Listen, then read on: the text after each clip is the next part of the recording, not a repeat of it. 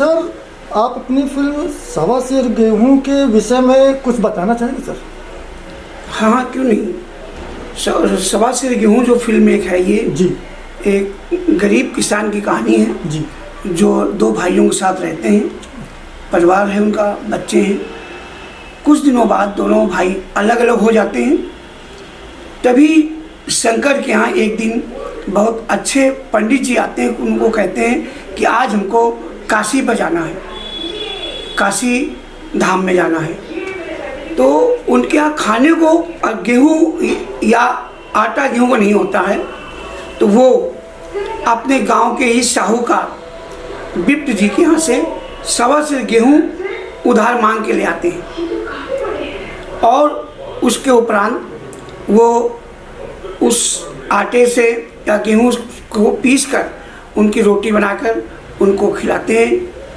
पंडित जी उनको आशीर्वाद देकर चले जाते हैं। लगभग 7 वर्षों के बाद गांव के ही साहूकार उनको याद दिलाते हैं कि शंकर, तुमने जो सवा सेर गेहूँ मुझसे लिया था वो देने का इरादा नहीं किया। तब शंकर चौंकता है कि मैंने कब आपसे गेहूँ लिया। तब विप्र जी उसको याद दिलाते हैं जी। तब वहाँ गांव में पंचायत होती है और उस पंचायत में उस गेहूं का मूल्य 5.5 मन गेहूं का मूल्य 120 रुपये आका जाता है और वो 120 रुपये एक साल में देने का शंकर को कहा जाता है। शंकर दिन रात मेहनत करता है, यहाँ तक कि वो अपने सब जो शौक हैं, चुनही खाना, बीड़ी पीना, और सब त्याग देता है। केवल उसका एक उद्देश्य है कि कैसे भी एक साल के अंदर हम विप्र जी को 120 रुपये अदा करना है हमको। फिर भी इसके उपरांत भी वो 120 रुपये नहीं दे पाता है, 100 रुपये ही दे पाता है।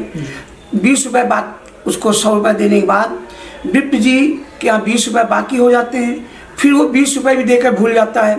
तब फिर उस 20 रुपये के बाकी के बाद फिर कई वर्षों बाद शंकर का फिर वही असली शुद्ध खड़ा होता है।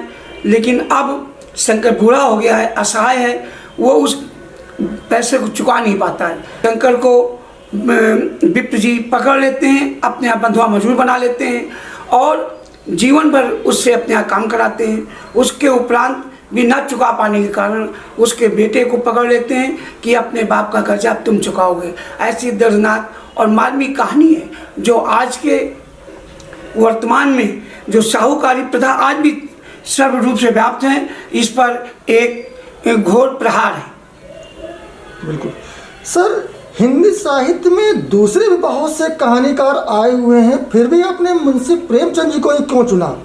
क्या कारण था सर?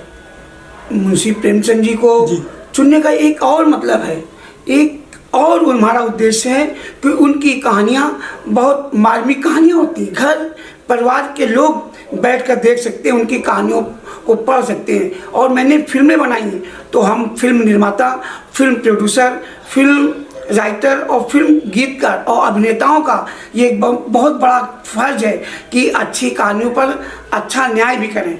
हम आज वर्तमान में ऐसी फिल्में बनती हैं कि हम पूरे परिवार के साथ देख नहीं सकते हैं।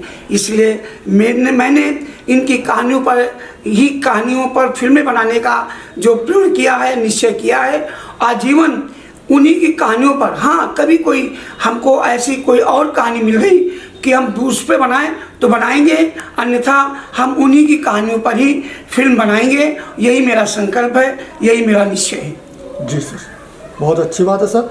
सर, आप अपनी फिल्म ये कब रिलीज़ करेंगे और कितने सिनेमा घरों में सर? लगभग शायद हमारा डिस्ट्रीब्यूटर है जो बात कर रहा है, बॉम्बे में है वो जी, मुजाहिद खान।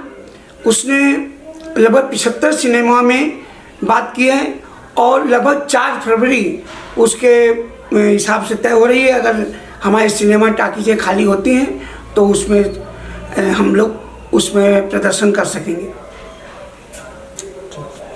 सर, एक निर्देशक और प्रोड्यूसर, अभिनेता के रूप में आप खुद को कहाँ पाते हैं सर? ये तो हमारी फिल्म को दर्शक ही देख कर बता सकेंगे कि हमको कितनी मान्यता वो देते हैं कि कितना उपयोगी हमको अभिनय के रूप में पाते हैं, कितना उपयोगी मैं अन्य विषयों में हूँ। हाँ, मैंने इस फिल्म में निर्देशक का काम नहीं किया है, लेकिन मेरी कोशिश होगी कि अगली फिल्मों में मैं निर्देशन का भी काम करूँ। बहुत अच्छे सर। सर सवा गेहूं से आपको क्या उम्मीदें हैं सर? बहुत ज़्यादा, क्योंकि मैंने मेरा बिजनेस है, मैंने अपने परिवारों से चंदा ले लेकर उनसे मांग कर कि मैं आपको ये पैसा लौटा दूंगा, और मैं सारा अपना जो व्यवस्थित काम है उससे समय निकाल कर मैंने फिल्म बनाई है। और इस उम्र में जब लोग थक हार कर बैठ जाते हैं तब मैंने ये बीड़ा उठाया है, जो शायद मेरे परिवार के लोग भी और आप पत्रकार महोदय भी मुझसे कहते हैं कि इस उम्र में जब लोग थक हार कर बैठ जाते हैं, आपने फिल्म बनाने का निश्चय किया। तो मैं अपने दर्शकों से निवेदन करूंगा कि अधिक से अधिक ये फिल्म देखें, सराहें, ताकि मेरी मेहनत सफल हो, मेरा परिवार भी मुझ पर गर्व करे, आगे आने वाली पीढ़ी भी कि काम किस मोहताज नहीं होता। आप निश्चय कर लें तो किसी भी उम्र में कोई भी काम किया जा सकता है। सर आपकी बातों से ऐसा लगता है कि सर मुंशी प्रेमचंद जी की आप बिल्कुल एक मतलब उनको अपना कुछ मानते हैं, कुछ आपके अंदर है। मेरे आदर्श से मुझे तो लगता है शायद मैं बहुत बड़ी बात बोल रहा हूँ, लेकिन मैं 2 दशकों से लगभग उन्हीं की कहानी में फिल्म बनाता हूँ। और आप मेरा जब अभिनय देखेंगे तो मेरा अपना ऐसा सोचना है कि बड़े से बड़ा कठोर हृदय वाला भी हमारी फिल्म में अभिनय देखकर और डायलॉग देखकर उसकी आंखें जरूर नम हो जाएंगी। मेरा अपना ऐसा निश्चय है। धन्यवाद सर, आपने हमको इतना कीमती समय अपना दिया। धन्यवाद आपका। सर आपको।